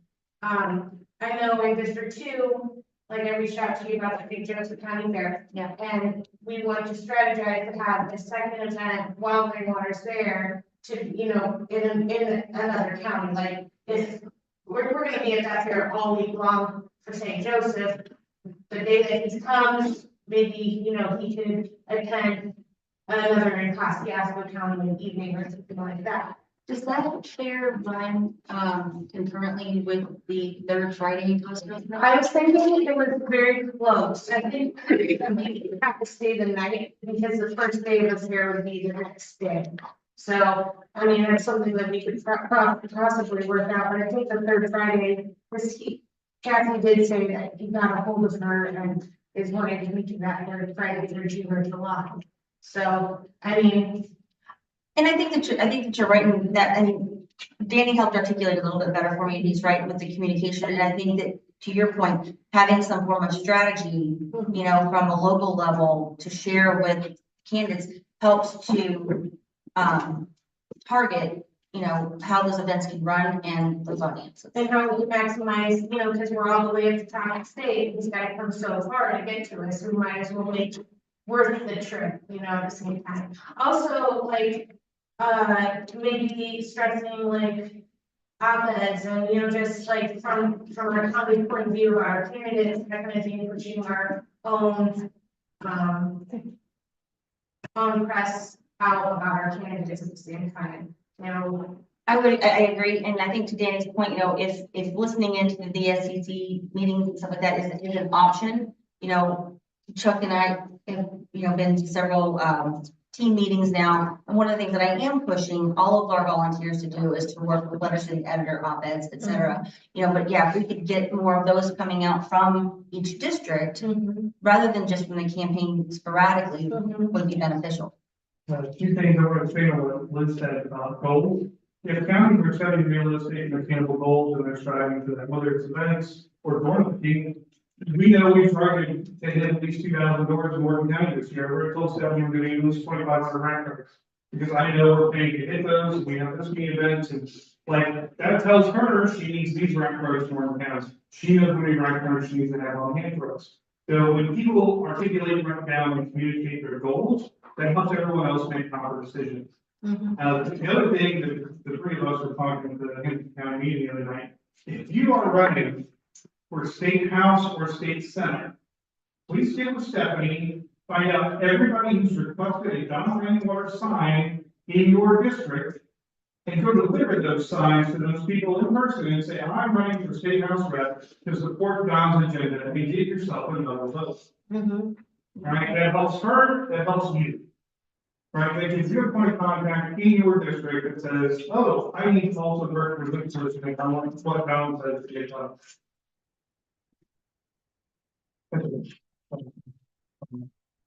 I think the only other piece of all of that, and I mean, everyone hears what's needed, and I think another piece of that, like I said, is, incentivizing, the districts, the counties and stuff for mobilizing. I don't know what that looks like yet, but I have a couple ideas in mind that, I will work with and send out at a later date. Spiking on Morgan County by maybe 9% would be one of those things. So thank you for the time. Thank you, Southpaw. We'll see. Numbers. The last item, hey, calm it down. Last item on the agenda is a joint fundraising committee. So this would be a separate FEC committee for the state party. Under federal law, each federal candidate, including the state party in our federal account, where we all have caps and how much we can raise from an individual donor, right? It's essentially for all our federal candidates, let's just call it $3,000. It's different for each one, but it's about $3,000 post primary. So once once you get the nomination, that's considered post primary. For the state party, it's 10,000 in our federal account. That's why most of our contributions come through our state account. A joint fundraising committee allows the state party and all of or some of our nominated candidates to form together a new FEC committee sponsored by us, where we can raise all of that money again from that same donor, up to whatever the maximum is for all of the people involved. So if we did all 9 congressional races, assuming we had 9 congressional candidates, plus our Senate candidate, plus our presidential candidate, plus the state party, you're talking about an individual donor can donate $50,000. Okay, and there are large donors out there who are wanting to do that very thing. Now, the way it works is that joint fundraising committee only spends money on their fundraising events or sending out mailers or things like that. They cannot do other things like running radio ads or TV ads or yard signs. They can only do things for fundraising. That's it. The rest of all of the money that comes in within 10 days of receiving those funds and paying those expenses goes to the committees, to the candidates, and to the state party. And we have to have, as part of being a joint fundraising committee, you have to come up with the split agreement up front. So everybody knows, you know, the congressional candidates, the sitting candidate, presidential and state party all know if $50,000 comes in, who's getting what after expenses. However, they cannot receive, so like let's, for whole numbers, state party. Lori gives $50,000 to the joint fundraising committee. Only a maximum of $10,000 could go to the state party because that's the most we would be allowed to receive. 2,500 could go to the presidential because that's the most that they could receive. So those can't still apply even for this. Right, but not, so if Lori had already maxed out, this is an opportunity for her to max out again. So if I just had disposable income, I could just absolutely do that. It's really Yes. further away. Yes, And then you can give 2,500 and then give the 50 and I get another 2,500. right. Or she could give 2,500 to the presidential campaign. And then she could give $2,500 to the joint fundraising committee. That would then be split according to what was set up with the federal candidates and whatnot The end result being that one candidate got 2,500 once. Well, Because- once routed through the fundraising committee, and then she donated directly. But the 2,500 wouldn't go directly to that candidate. If she maxed It would be split between everybody in the committee. Right. If she gave 50 grand, that's what I mean. then it's guaranteed. The maximum is, they get the max Yeah. donation fund. This takes a while to do. So I wanted to get authorization to start the process for setting up the joint fundraising committee and then do it after the national convention. Mr. Schick, you had your hand up first. Well, actually, I have two questions. One is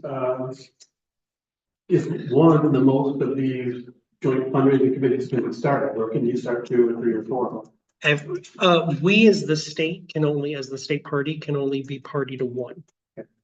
However, the candidates can be party to 51 because every state party can have one. As a matter of fact, the national party will have one with the presidential campaign. What was your second question? The second question is, when does this committee disband? When does it end?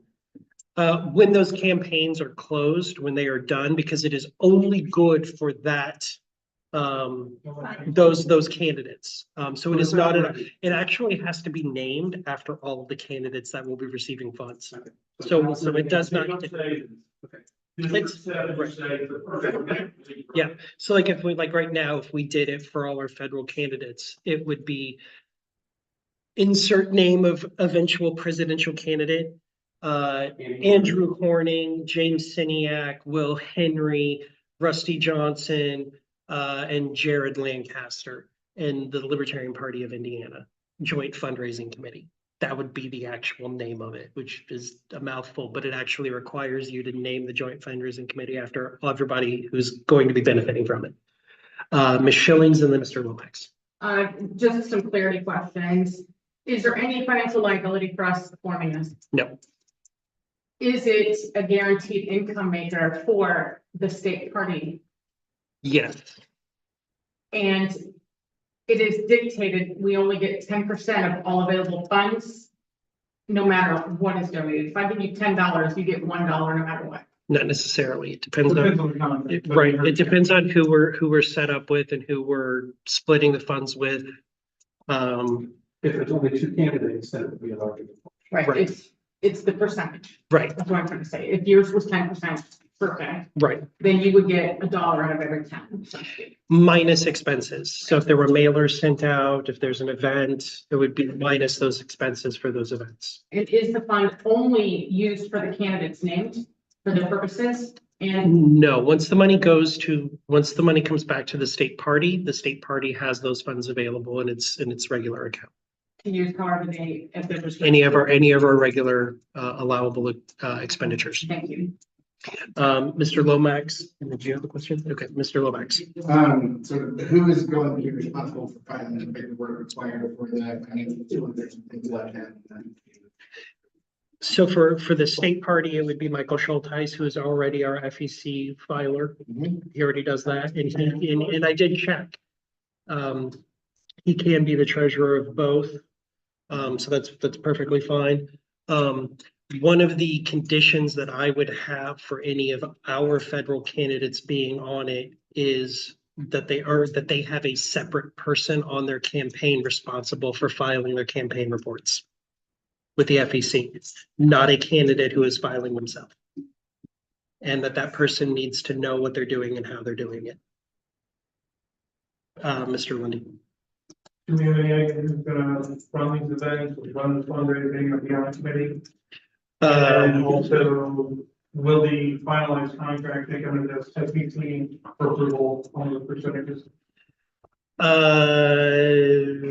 Not the final percentages because it's a separate committee, but the who would be. So we would appoint the people that we want to run this committee, and that's up to them to finalize the contract? Yes and no. Please explain. The committee has to be set up first before the contracts for the percentages are done. So the SCC would determine who Right. and who we're going to partner with, what federal committees or Right. campaigns we're going to partner with. The final percentages are up to the actual joint fundraising committee itself, Okay. which has to take stock. It's not a representative, but they have to take stock from each, no, I'm wrong. Each committee does have to agree to it. So each committee has to be a signatory on it anyway. So you guys would have to authorize me as the LPIN chair, regardless of who is the head of the joint fundraising committee. From back the RNC percentages. Right, And then we could say to be like, that's lopsided, we don't like it. right. Typically with the joint fundraising committees, they're typically just presidential.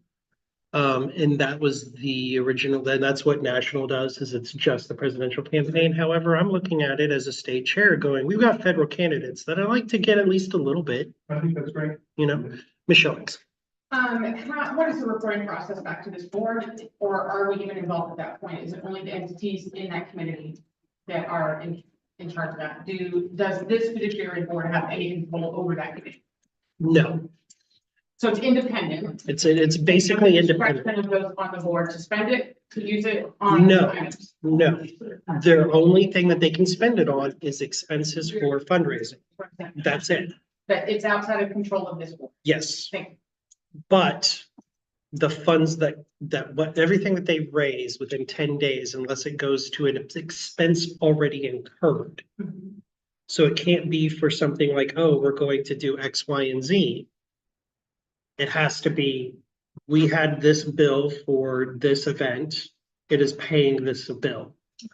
Otherwise, within 10 days, the funds have to be transferred to the percentage. sponsors, right? Does that make sense? Ms. Glass. Is there a specific reason why you want to have a separate treasurer?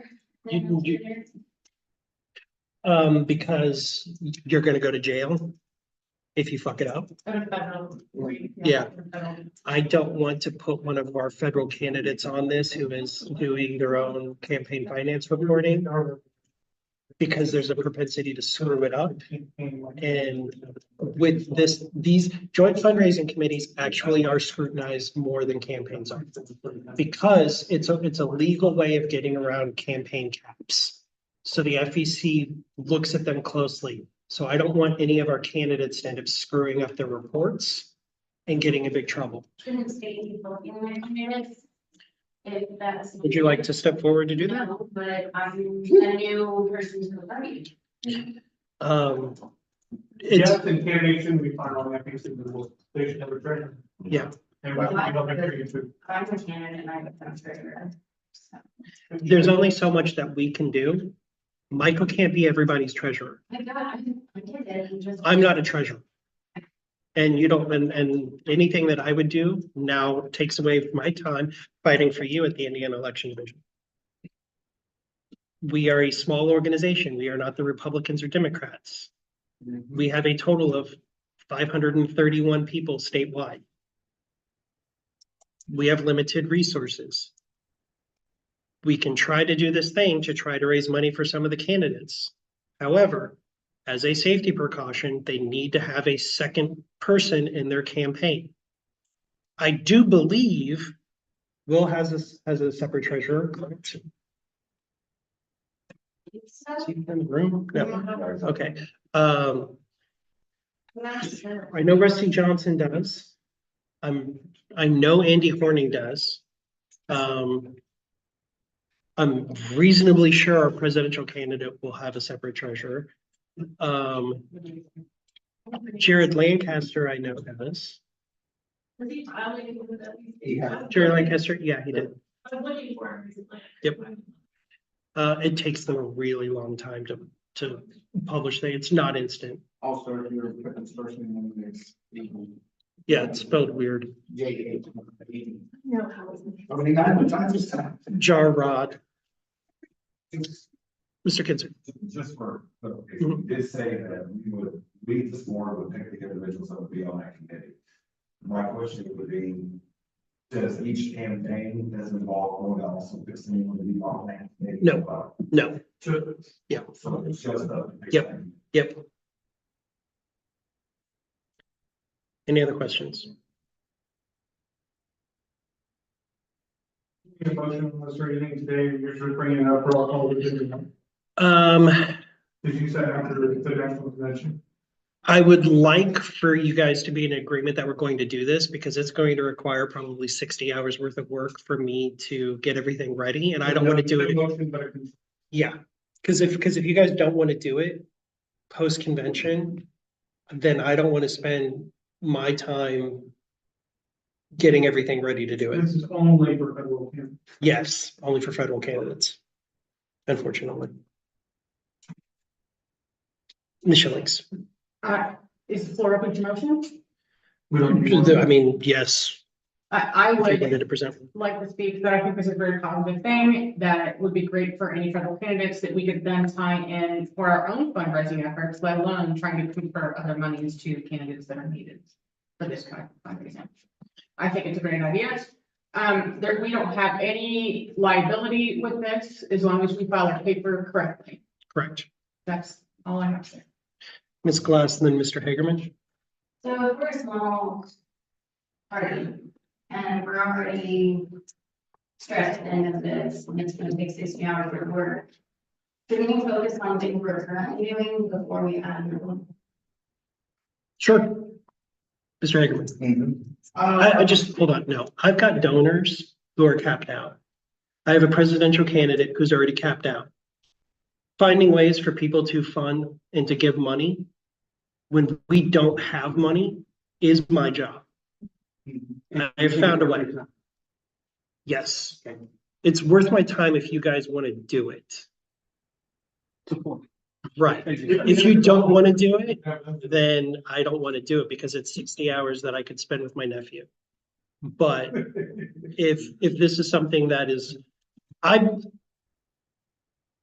this is a really bad example. In 2020, the Indiana Trump Joint Fundraising Committee raised almost $100 million. That was secondary money to both the state party and the Trump campaign. We're not going to raise $100 million in our joint fundraising committee. I just want to make that very clear. But if we get one $50,000 donor, that's an extra $10,000 to the state party. That's an extra $2,500 to each of our federal candidates. That's extra $3,000 to the presidential candidate. That to me is worth it. Well, especially if you own an organization, $1,200 for your campaign, Right. and then also you get 2,500 extra. You triple your. And I know all of the large donors in the state, in the national party. And I know that there are quite a few of them that have already maxed out with the presidential campaign. They have no problem putting more money into a joint fundraising. Right, right. Or whoever. So they know that if they end up giving us 10 grand, that only helps the presidential candidate as well. Now, if you were a garbage state party, I won't mention any, they may not be necessarily willing to do that because that's 10 grand that's going to go down the hole. That's not actually going to generate any votes for the top of the ticket. Does that make sense? So I see the benefit in doing it as a way to raise money for all of our federal candidates, but also for the state party. Right, They'll throw money in that. right, and we were. Yeah, I know. Yeah. Did you have another question? I have a question. And then Ms. Avery. So I understand this, is there any way that we can have the events or the fundraiser list that help our state? Not really. Because they do have to be separate under federal law. I could envision probably inviting state candidates to come as speakers, which is a thing that is allowable. And then people want to throw some money at They just can't do it officially through the event. Right. And whoever's in charge can't see it. Yeah. Oh, I saw on rainwater. You can't actually ask for contributions. You cannot say the word donate, contribute, support, vote for, or volunteer. Those are electioneering terms, and you can't use any of them. But if I can tell us, it's me, says here's what I'd like to do in India. Yeah, And then they go out to his website, donate, because they already. and he can hand them a card. And yeah, and that you can do, but you can't say, please go to my website to donate, contribute, volunteer, or vote, right? Ms. Avery, We already filled out some of the candidates are interested in doing No. this. nope, I know that at least one presidential campaign is. And, are we? And Andy would be, because Andy's cool with raising money. Are we cutting this off before the deadline to file to run for office? No, but it can be amended. Okay. So that is something that, so if we end up having more federal candidates run, we can amend it. Because it's a committee, the committee can be amended to change names in a new agreement form. That's, you don't have to do another filing, you just. File an amendment, yeah. That's actually really good.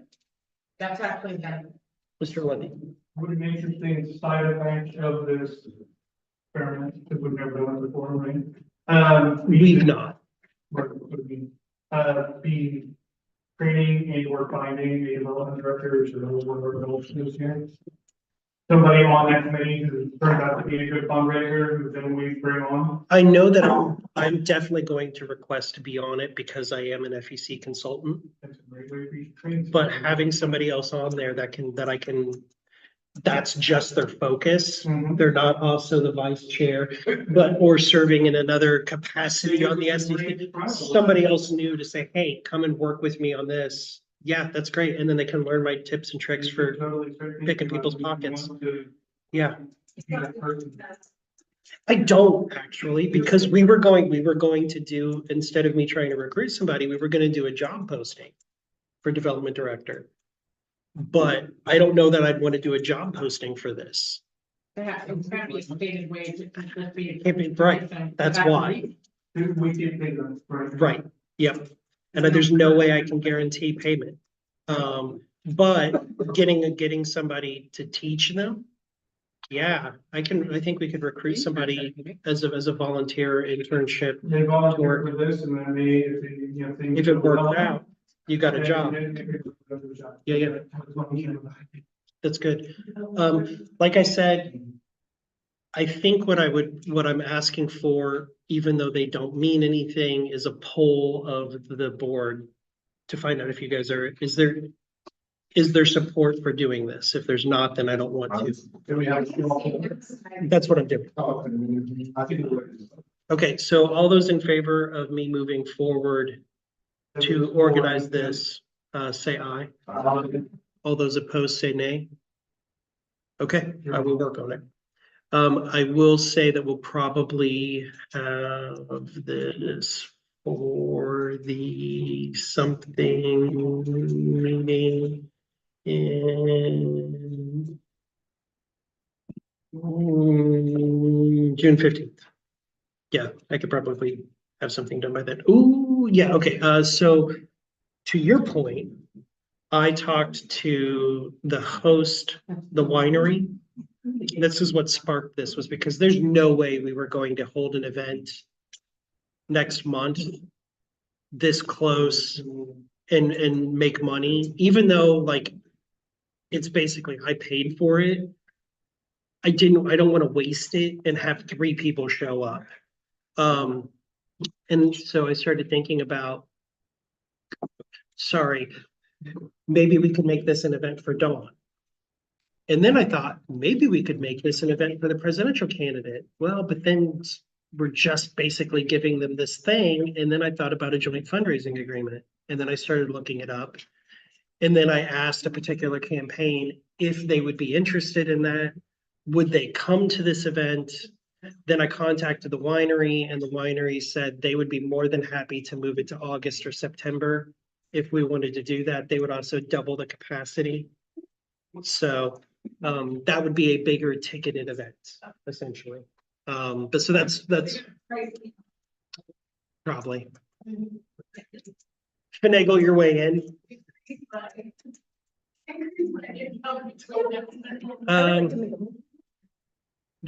I find that out of order. There's announcements. Even though it's always in order. Okay. Adam, you have an LLC before you.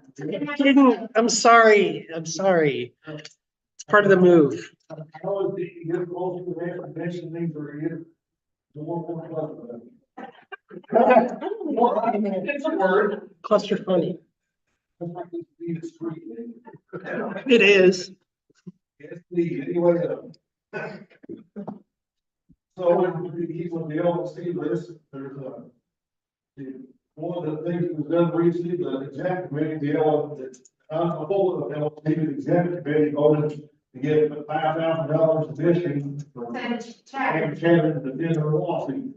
Not to mention those Chapman, right? That was confusion. Also the LLC considered that Shannon is actually the legitimate fact in the mission, even though Angela said she's not taking sides, they consider them to be the legitimate and the others to be opposed. So, take them if you will. So anyway, so they, voted to give $5,000, the full LLC, there was a motion made to rescind, they vote failed. I think Dustin was one of the only ones that voted against that, or voted to rescind it.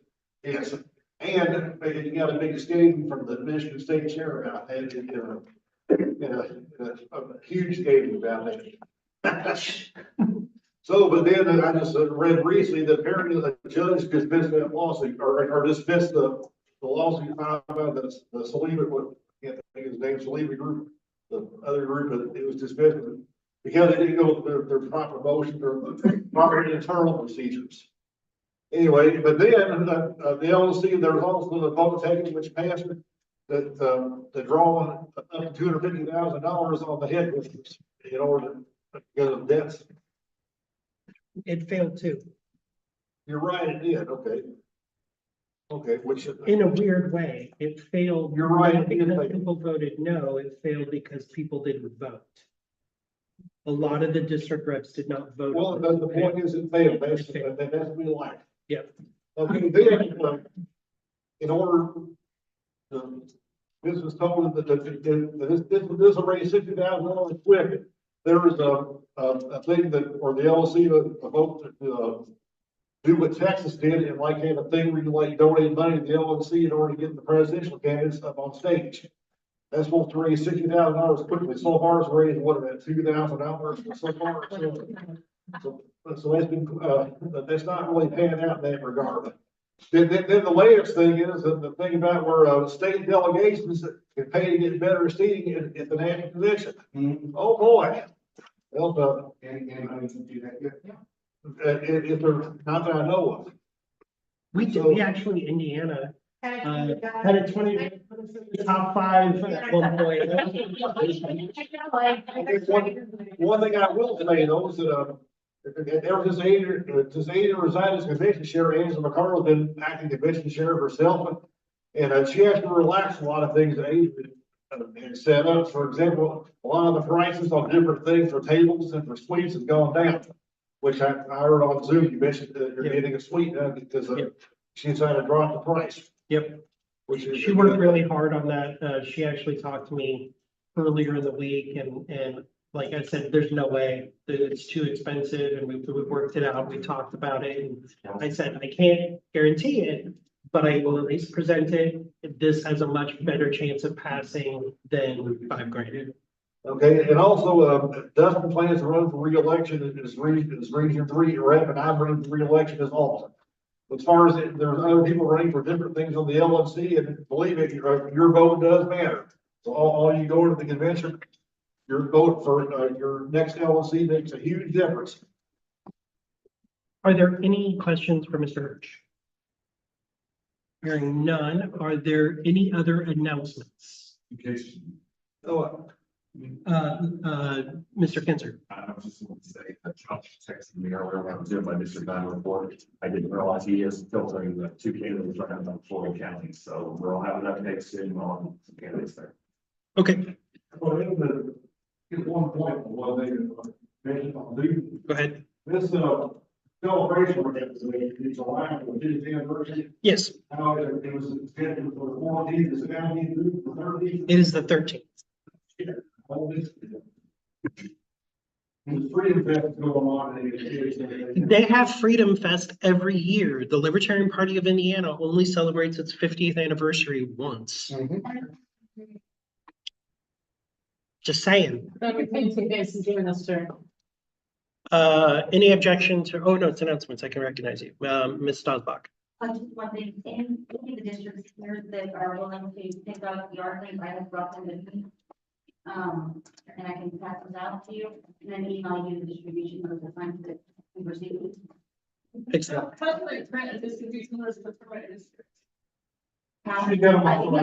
send it to you. Oh, sorry. I got the whole thing and it would only let me print the whole thing and this is what. Oh, Yeah, I can't do that. Yeah, I can see the tab, but when I go to print it, it prints the whole thing. It's copied for the bureau. Any other, Email it to her. For the chief. any other announcements? One quick amendment on to my district 4, which is we have a 7th candidate who's at speaker. Oh, nice. Excellent. Excellent. What is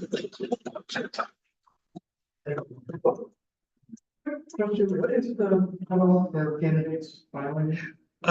So the official deadline is July 5th. Our deadline to seek our nomination is going to be June, no. It's gonna be before that SCC meeting, because we have to approve it at the board. Yeah. So the final deadline for us to nominate, it was, no, It's gonna be. I think it's June 30th. Yeah. It's whatever day I have it on my calendar for, just everybody be quick. June 30th. And you got to send emails in after the SCC meeting. I've given all of the notice, intent to fill the vacancy, officially filed, file stamped with the state, so we can do it at any time now. I have to, for all offices, but I have to wait 10 days from the date that that's filed. That's the issue. So we just pre-filed. Yes. But June 30th will be our deadline for nominating people. They also must be able to be here, even though immediately, to sign and get papers filled out by me and Clayton. Because we have 3 business days to file them. So tell me about June 1st. That's a Sunday. Mr. Hageman, the June 30th? Yes, it is. I will do it. June. All those in favor of adjourning? All those opposed say nay. We are adjourned. Thanks. There is one. Anybody have any? Hold on one